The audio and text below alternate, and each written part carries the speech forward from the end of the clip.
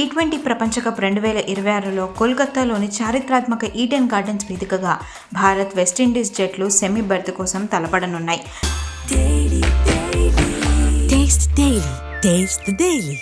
జింబాబ్వేపై భారత్ ఘన విజయం సాధించడం, సౌత్ ఆఫ్రికా చేతిలో విండీస్ ఓడిపోవడంతో ఈ మ్యాచ్ ఇప్పుడు క్వార్టర్ ఫైనల్గా మారింది.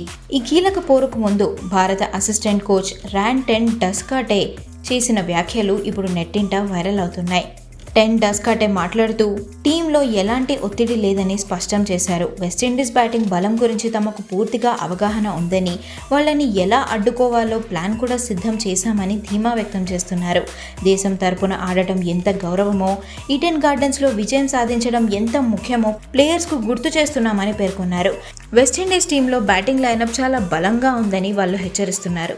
అయితే భారత బ్యాటింగ్ డెప్త్ కూడా తక్కువేం కాదని ఆయన గుర్తు చేశారు. గత మ్యాచ్లో 5వ స్థానంలో ఆడిన తిలక్ వర్మపై కోచ్ ప్రశంసలు కురిపించారు.